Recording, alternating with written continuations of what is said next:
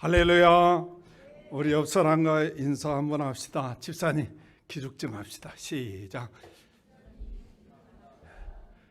기죽지 마시기를 주님의 이름으로 축복합니다.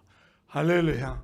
사람이 나를 어떻게 평가하든 주변 사람이 나를 어떻게 바라보든 하나님은 나를 최고의 작품으로 보고 계십니다. 할렐루야. 주변 사람들과 나는 다른 사람입니다.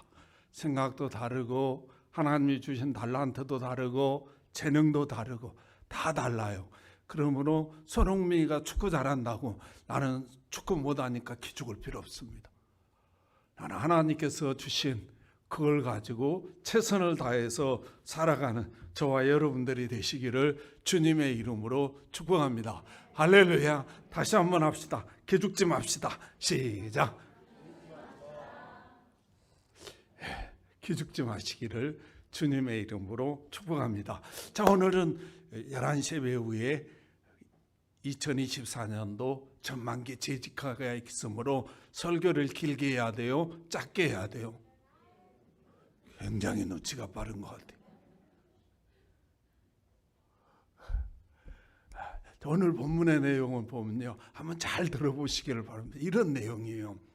사울이 다윗이죠. 사울이 아니고 다윗이 이제 헤브론에 가서 유다 지파, 이스라엘 12지파가 있잖아요. 야곱의 12아들을 12지파로 해가지고 이스라엘 땅의 기둥이죠, 기둥이. 근데 그 중에 한 지파인 유다 지파가 헤브론에서 다윗을 왕으로 기름 부어서 당신은 우리의 왕입니다. 12지파의 왕이 아니고 유다 지파의 왕이 됐어요. 그러고 있더니 이제 어떤 사람이 다윗을 찾아온 거예요. 찾아와가지고 하는 말이 뭐라고 하냐면, 이 사울 왕이 블레셋과 전투에서 세 아들과 함께 죽었는데 그것을 블레셋 사람들이, 블레셋 군인들이 벳산 성벽에 이 사울 왕과 아들의 시신을 걸어놨다는 거예요. 이 소식을 지금 길르앗 야베스 사람들이 듣고 수십 리길을 밤새도록 달려가서 그 시신을 수습해 와가지고 장사 지내줬다는 거예요. 이 사람이 왜 다윗에게 이 말을 했겠어요? 여러 가지 뉘앙스가 있겠죠. 자기가 다윗에게 신임받고 싶었든지, 아니면 지금 길르앗 야베스 사람들은 사울 왕의 편이니까 다 쓸어버리든지, 여러 가지 의도를 가지고 지금 다윗에게 말한 거죠. 그런데 이 소식을 듣고 다윗이 어떻게 하나, 하나님께서 이 성경을 기록하시면서 이 다윗의 마음, 다윗의 모습을 그려줬는데요. 오늘 5절 6절 한번 봐보세요. 다윗이 이 길르앗 야베스 사람들에게 어떻게 하는지 한번 봐보시기를 바랍니다. 5절 6절입니다. 우리 천천히 같이 읽겠습니다. 시작. 다윗이 길르앗 야베스 사람에게 전령들을 보내 그들에게 이르되, 너희가 너희 주 사울에게 이처럼 은혜를 베풀어 그를 장사하였으니 여호와께 복을 받을지어다.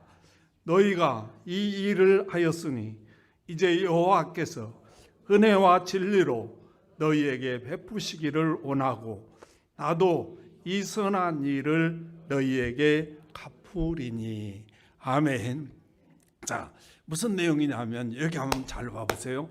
무슨 내용이냐면, 지금 이 청년에게 이 길르앗 야베스 사람들이 사울 왕과 세 아들의 시신을 정말로 목숨 걸고 가가지고 수습해가지고 장사 지내줬다는 이 소식을 듣고 다윗이 전령들을 보내가지고, 길르앗 야베스 사람들이 지금 다윗이 왕이 됐으니까 얼마나 떨겠어요.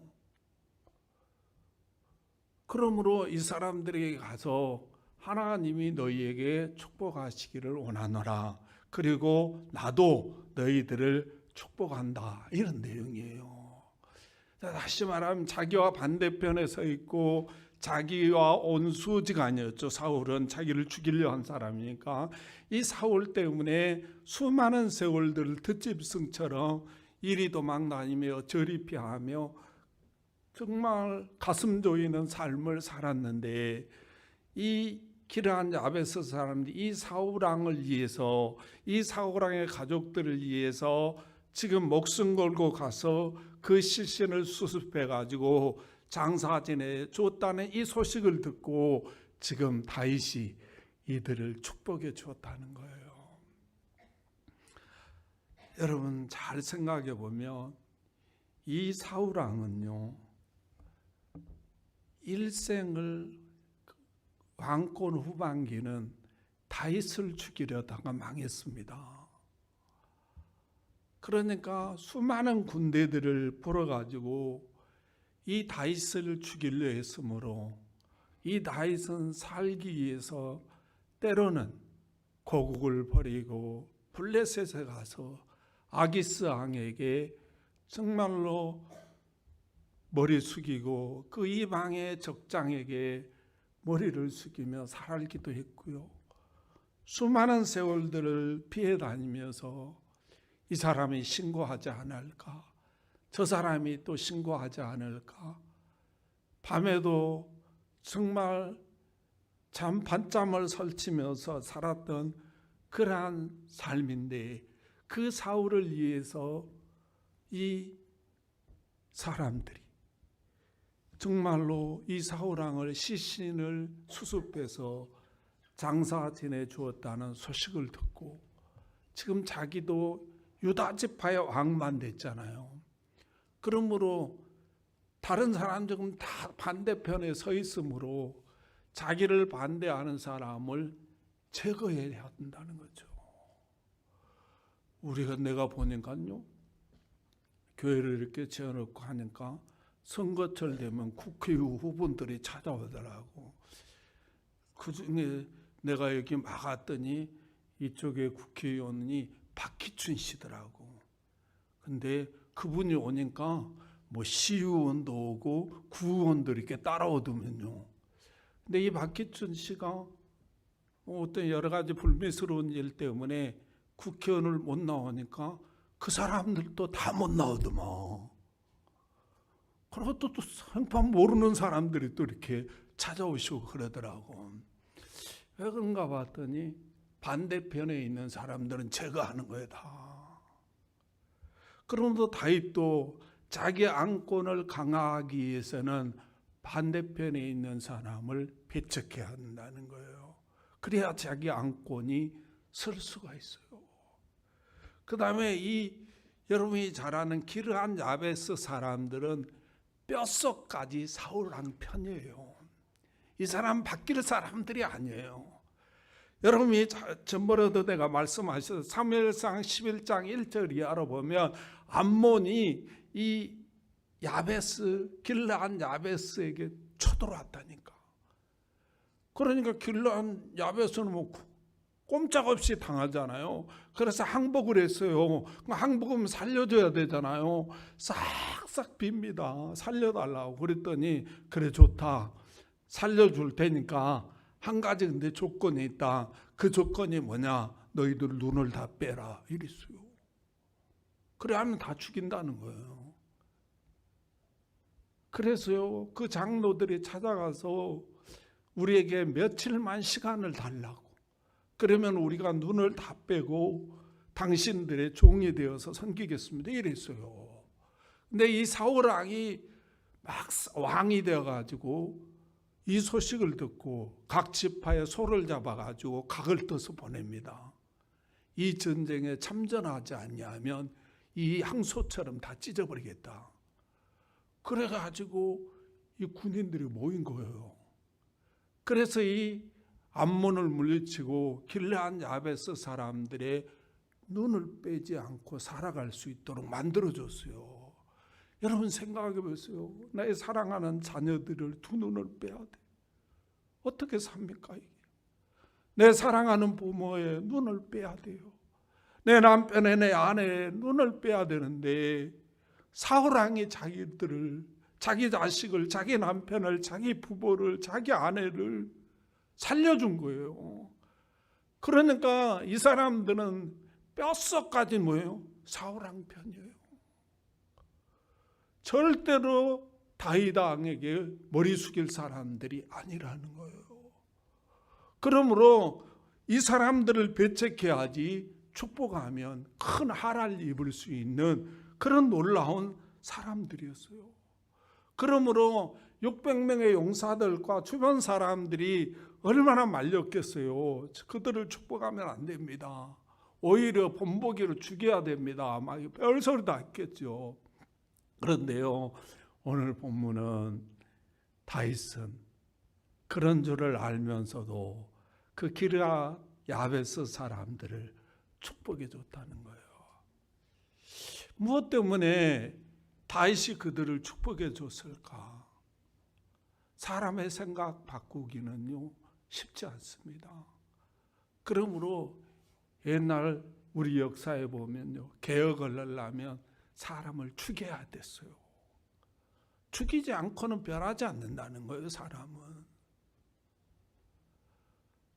다윗이 이걸 뻔히 알면서도 뼛속까지 저 사람들은 사울왕 편으로 정말 사울왕 후손들을 왕을 세워서 옹립할 줄 알면서도 왜 이들을 축복해나 이리 봤더니요, 그 6절에 보니까 이렇게 말하더라고요. 6절입니다. 너희가는 기럇 야베스 사람들을 가리키죠. 이 일은 사울 왕의 시선을 숲에서 장사 지는 일을 말합니다. 너희가 이 일을 하였으니 이제 여호와께서 은혜와 진리로 너희에게 베푸시기를 원하고 나도 이 선한 일을 너희에게 갚으리니, 이렇게 표현했어요. 무엇이 다윗으로 하여금 이 자기와 반대편에 서 있는 이 사람들 살려놓고 축복해 주면 여러 가지로 자기에게 하하로 돌아올 수 있음에도 불구하고 왜 이렇게 이들을 축복하나 봤더니 이들은 선한 일을 했다는 거예요. 사랑하는 성도 여러분, 선한 일은 축복해 줘야 됩니다. 저주하거나 정말 비하하거나 그러면 안 된다는 거예요. 그리스도인들은. 그러므로 사랑하는 성도 여러분, 이 다윗은요 정말 하나님의 입장에서 보니까 이게 선한 일이기 때문에 자기의 유불리를 떠나서 축복해 주었다는 거예요. 이게 왜 이렇게 중요한가 봤더니 이게 우리 주님의 모습이라는 거예요. 우리 주님은요 정말 우리와 로마서 5장의 원수가 되어 있대요. 이 원수를 축복하기 위해서 자신을 십자가에 내어주십니다. 자신이 수모를 당해주고 자신이 수치를 당해주고 자신이 매를 맞아주고 자신이 십자가에 죽어주셨다는 거예요. 이 표현을 왜 그렇게 우리 주님이 하셨나 이리 봤더니요, 디도서 2장 14절에 보면 이렇게 바울을 통해서 말씀하고 계시더라고요. 디도서 2장 14절에 보면 이렇게 말해요. 그가는 예수 그리스도를 말하죠. 그가 우리를 대신하여 자신을 주심은 모든 벌법에서 우리를 속량하시고 우리를 깨끗하게 하사 선한 일을 열심히 하는 자기 백성이 되게 하려 하심이라, 이렇게 말했어요. 우리 주님께서 정말 여러 가지 불의한 삶을 살아가는 우리를 위해서 정말로 십자가에 죽으시고 우리의 죄를 속량해 주신 그 이유가 뭔가 이리 봤더니 선한 일에 열심히 하는 자기의 친백성이 되기를 원해서 그렇게 했다는 거예요. 그러므로 사랑하는 성도 여러분, 이 선한 일을 위해서는 축복해 주는 여러분의 삶이 되시기를 주님의 이름으로 축복합니다. 그런데요, 이건 너무나 잘 알잖아요. 그런데 이 선한 일에 축복해 주는 사람은 많지 않다는 거예요. 어디에 축복하고 사냐? 자기에게 유익이 있냐 없냐 이것 따져서 축복한다는 거예요. 이걸 축복해 줘가지고 나에게 유익이 없으면 축복도 안 한다는 거예요. 해를 갖다 줄 것 같으면 저주한다는 거예요. 이게 우리의 삶이라는 거예요. 여러분, 이번에 보니까 우리나라 대통령이 동해 쪽인가 석유가 난다고 발표를 하더라고. 사람들이 사기친다고 막 난리더라고. 그 사람들은 동해에서 석유가 안 나와야 되는 거죠. 내가 너무 심하게 말했습니까? 이게 사람들의 마음이에요. 또 어떤 사람은 뭐냐면, 아니 왜 대통령이 그런 걸 발표하냐고. 국무장관이나 부서에서 하면 되지 이러더라고. 근데요, 우리나라는 정말 석유 한 방울이 안 나잖아요. 우리나라 입장에서 보면 한 맺혀 있어요, 이게. 그래서 정말로 우리나라의 수건이라고, 석유 나오는 게. 그런데 어떤 분은 또 이렇게 말해요. 아니 박정희 씨도 뭐 석유 나온다고 안 나와가지고 뭐 백성들만 잔뜩 속여놓더니 지금 그러고 있다고. 또 그럼 그 시대하고 지금이 같습니까? 그 시대도 박정희 씨는 나올 줄 알았겠지. 그런데 그 시대와 지금 기술은 다릅니다. 어마어마하게 탐사가 발전했어.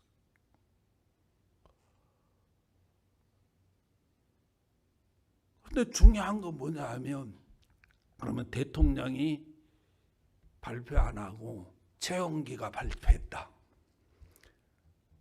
아니 왜 대통령이, 국가의 수건 사업인데 대통령이 해야지, 또 이럴 사람들이 굉장히 많다고. 좋은 일이잖아요. 선한 일이잖아요. 우리 마음이 거기에 축복해 줘야지. 나오고 안 나오고는 한참 후의 이야기예요. 일단은 석유가 나온다고 대통령이 발표한 적 된 거면 그 전문가들이 다 뭐요? 나올 수 있는 확률이 많음으로 발표한 거예요. 근데 왜 거기다가 구정물을 붓냐고. 이게 타락한 인간의 모습이라는 거예요. 여러분 생각해 보세요. 우산 장사는요, 비가 계속 와야 우산이 잘 팔린 거예요. 근데 저기 서해안 가면 소금 만드는 염전이라고 해요, 공장을. 거기는 비가 안 와야 소금을 많이 만들어. 그래서 돈을 벌 수 있어요. 우산 장사는 하나님 한 달이고 두 달이고 비만 오게 해주세요, 이거고, 소금 만드는 공장 사람들은 하나님 비 안 오게 해주세요. 한 달이고 두 달이 오고 망해. 소금 장사들은, 공장은 비가 안 오면 우산 장사는 우산이 안 팔려. 다 자기 유불리 때문에 축복 안 나는 거예요. 그래서 소금 만드는 사람도 비가 오면 하나님 감사합니다, 우산 잘 팔리게 해주시니, 같이 살게 해주시니 감사합니다, 이렇게 가야 된다는 거예요. 축복해 줘야 된다는 거죠. 비가 안 오면 우산 하나, 이제 하나님 계십니까 안 계십니까? 아니 무슨 비라 좀 와줘야 내가 장사가 되지요, 막 이런 게 아니라, 하나님 소금 잘 나와서 나 김치 담게 해주시고, 청국장에도 넣게 하시고, 찌개에도 넣게 하시고, 김치에도 넣게 하시고, 뭐 짜파게티에도 넣게 하시니 감사합니다, 이래야 한다는 거죠. 근데 중요한 건 이거예요. 그러면 비만 계속 오면 따라서 다 같이 망한다. 시작. 같이 망해. 비가 계속 안 오면 소금 장수 잘 딸 것 같습니까? 아니요. 나중에 오면 같이 망하는 거예요. 그러므로 사랑하는 성도는 내 개인의 유불리를 떠나서 선한 일에는 축복해 줄 수 있는 그리스도인들이 되시기를 주님의 이름으로 축복합니다. 할렐루야, 할렐루야, 할렐루야. 이렇게 넓은 가슴을 갖는 그런 그리스도인들이 되시기를 주님의 이름으로 축복합니다. 오늘 다윗은 자기 반대편에 서 있는 사람들이라고. 이 사람들을 살려주면 자기의 여가지 해가 올 수 있는 확률이 굉장히 많은 거라고. 그러므로 견제하고 아니면 죽이고 본보기로 맷을 죽이든지 아니면 그들을 저주하고 막 이래야 된다고. 그런데 우리 예수님처럼 그들을 축복해 줬다는 거. 그들의 선한 일 때문에 축복해 줬다는 거. 자기의 유불리를 떠나서 이 선한 일 때문에 축복해 주는 이 모습을 하나님이 보시고 이 다윗과 함께 하시고 다윗에게 힘과 용기를 주셔서 결국은 뭡니까? 그들이 다윗의 편이 되는 역사가 일어나게 됐다는 거예요. 여러분, 사무엘하 11장에 가보면요, 이 다윗이 자기가 가장 믿고 신뢰한 아들, 셋째 아들에게 반역을, 쿠데타를 당합니다. 그래서요, 왕궁에서 신발도 못 신고 쫓겨나요. 자기 편이 별로 없어요. 그냥 자기 호위하는 몇 사람과 함께 도망간 거예요. 궁녀들은 다 궁에 남았는데요, 이 셋째 아들이 아주 거기서 못된 짓을 하고, 이 말은 뭐예요? 죽인다는 거죠. 아버지고 뭐고 없다 이 말이에요. 이제 그리고 군사가 지금 추격해요. 다윗을 죽이려고. 그때 그들을 지켜주고 보호해주고 그들에게 먹을 것을 제공해줬던 사람들이 길르앗 야베스 사람들이에요. 그리고 거기에 대표자가 누구냐면 바르실레라는 사람이 나와요. 이 사람이 지극정석으로 이 다윗을 보필해 줍니다. 숨겨주고 감싸주고 그 다윗을 따르는 사람들에게 먹을 것을 주고 잠잘 것을 제공해 주고 수십 가지를 나열하고 있어요. 이런 다윗을 하나님이 축복했다는 사실을 잊어버리지 마시기를 주님의 이름으로 축복합니다. 사랑하는 성도 여러분, 가장 강한 사람이 어떤 사람이겠습니까? 가장 담대한 사람이 어떤 사람이겠습니까?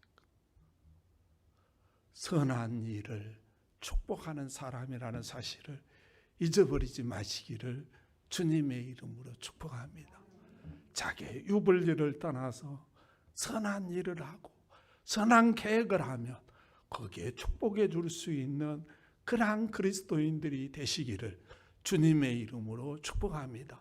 이런 사람들과 하나님 함께 하시고 동행하시고 그분들의 삶을 축복하신다는 사실을 잊지 마시고 어떤 일이 있어도 시기하거나 질투하지 마시고 선한 일은 축복해 주는 저와 여러분들이 되시기를 주님의 이름으로 축원합니다.